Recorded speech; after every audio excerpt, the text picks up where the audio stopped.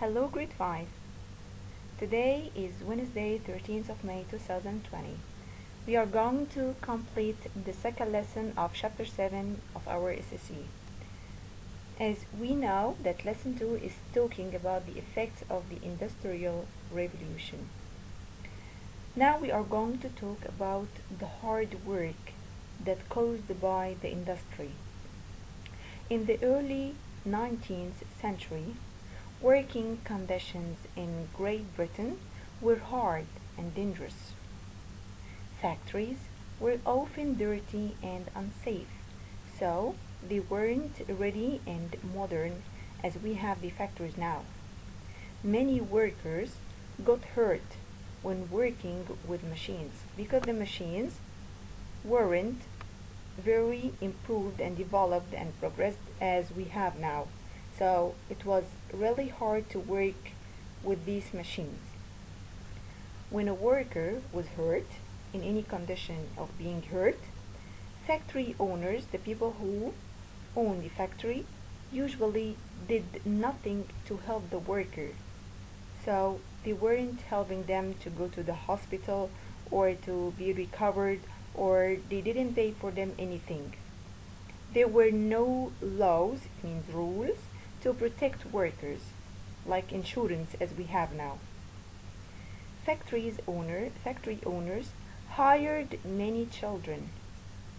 Actually, we have law now for working, so the underage, they cannot be working in factories with such dangerous machines as they were. But in old days, they had no laws that can forbid children to work in factories. Their small hands were perfect for certain kinds of work. They were hiring them because the children's hands were very small, so it can be more accurate in doing such things. In addition, and also, owners could get them to work long hours for little pay. Children will not say we need more money because they are just children and they don't understand anything and they don't have any experience in life. But if they were adults, they will say no, if you want us to work for long hours, we will need this specific amount of money. So for that they were hiring the children. In 1835, half of the textile workers, it means to make cloth and fabric, in England were under the age of 14. Can you imagine that the children were working in most of the textile factories? Many worked 12 to 15 hours a day. Can you imagine that a child can work in a dangerous place like that for 12 or 15 hours per day? Men, women, girls, and boys worked in coal mines. Oh my God. Can you imagine that you are working in a mine of coal? As in factories, the working hours were long. They were working for a very long time, and the pay was low. They didn't give them enough money. Their salaries were very low.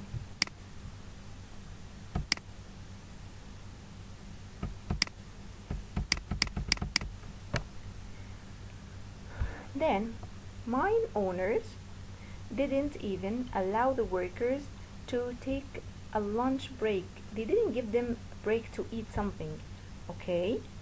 So they were really tough and they are suffering from harsh times. One young girl reported about a typical day at work. A girl was describing how she was in a very hard day of working. What did she say? Let's read together. I go to the mine at 5 o'clock in the morning, really early, and come out at 5 in the evening, 12 hours per day. I get my breakfast and milk. I take my lunch with me, a cake, and eat it as I go. I do not stop or rest at any time for eating.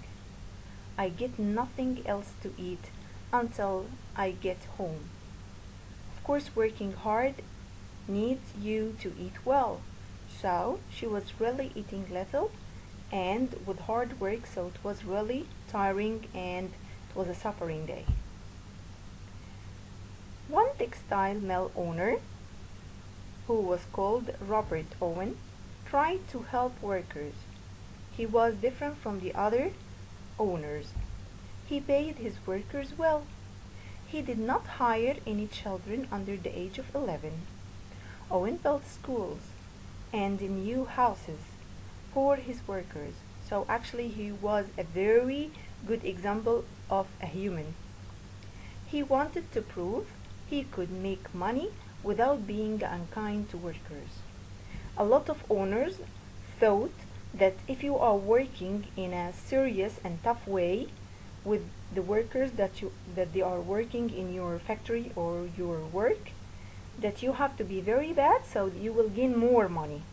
But Robert Owen said that if you are good and kind to these workers, you can have also better money because they will work happily, so they will produce more in your factory.